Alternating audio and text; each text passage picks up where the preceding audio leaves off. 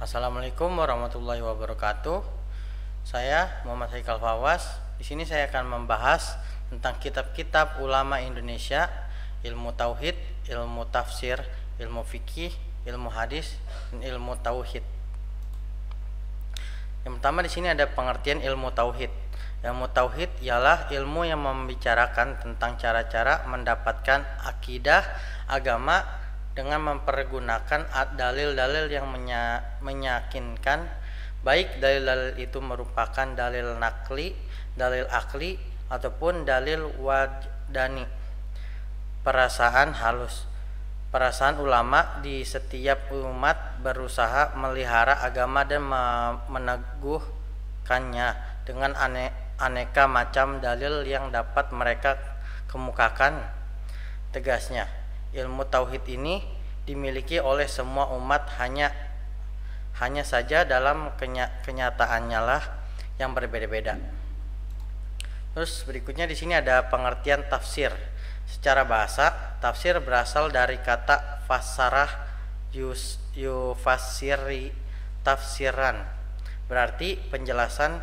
Menurut istilah Al-Jurjani mengatakan bahwa tafsir ialah menjelaskan makna ayat-ayat Al-Quran dari berbagai seginya, baik konteks historianya, sejarahnya, maupun babaknya al-nuzulnya, dengan menggunakan ungkapan-ungkapan atau keterangan yang dapat menunjukkan kepada makna yang dihendaki secara terang dan jelas.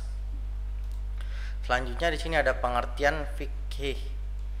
Dari ayat dan hadis dapat ditarik satu pengertian bahwa fikih itu berarti pengetahuan, memahami dan mendalami ajaran-ajaran agama secara keseluruhan.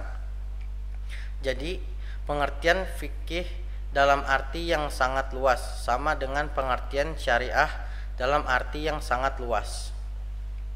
Inilah pengertian fikih pada masa sahabat atau pada abad pertama Islam. Yang pertama, pertumbuhan ilmu fikih. Ilmu fikih adalah ilmu yang membahas tentang hukum syariah yang bersifat praktis yang diperoleh dari dalil-dalil yang rinci. Objek kajian ilmu fikih adalah perbuatan mukallaf dalam pandangan hukum syariah, agar dapat diketahui oleh mana yang diwajibkan, disunahkan, diperbolehkan, dimakruhkan, dan diharamkan serta yang batal. Terus selanjutnya ada pengertian hadis. Di kalangan umat hadis, hadis merupakan sinonim sunnah. Nama hadis pada umumnya digunakan untuk istilah segala sesuatu yang diriwayatkan dari Rasulullah SAW. Setelah diutus jadi nabi, sebagian ulama berpendapat bahwa hadis hanya terbatas ucapan dan perbuatan nabi saja. Sedang persetujuan dan sifat-sifatnya tidak termasuk hadis karena keduanya merupakan ucapan dan perbuatan sahabat. Perbedaan dengan ulama hadis, ulama ushul fikih terpendapat bahwa hadis lebih khusus daripada sunnah, sebab hadis menurut mereka adalah sunnah kauliyah. Selain itu, hadis juga digunakan untuk sesuatu yang disadarkan kepada Allah yang dikenal dengan hadis qudsi, yaitu hadis yang disadarkan oleh Nabi kepada Allah. Disebut hadis karena berasal dari Rasulullah dan dikatakan qudsi sebab disadarkan oleh Nabi kepada Allah. Istilah lain yang sering digunakan untuk menyebut sesuatu yang berasal dari Nabi adalah atsar. Selanjutnya di sini ada pengertian tasawuf.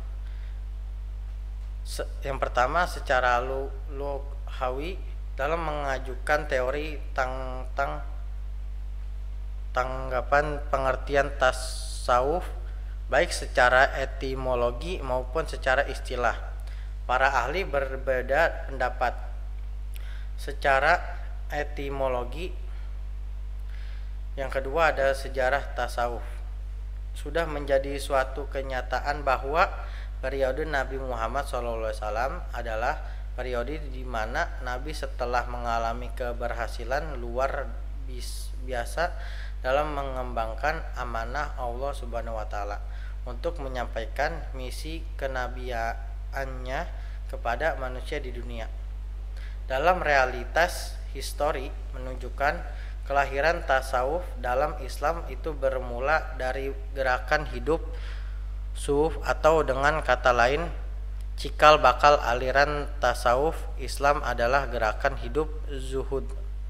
Jadi sebelum orang sufi lahir telah ditemukan orang-orang zahid yang secara tekun mengamalkan ajaran-ajaran esoteris Islam yang kemudian berkembangnya dikenal dengan ajaran tasawuf Islam. Terus di selanjutnya ada kesimpulan dari saya, yaitu dari kitab-kitab ulama Indonesia tentang berbagai disiplin ilmu agama seseorang, tauhid, tafsir, fikih, hadis, dan tasawuf adalah bahwa mereka memberikan pemahaman yang mendalam dan kontekstual terhadap ajaran Islam sesuai dengan realitas dan kebutuhan masyarakat Indonesia. Kitab-kitab tersebut juga sering kali menghubungkan pendekatan akademi dan spiritualitas untuk memperkaya pemahaman keagamaan. Sekian dari penjelasan saya. Wassalamualaikum warahmatullahi wabarakatuh.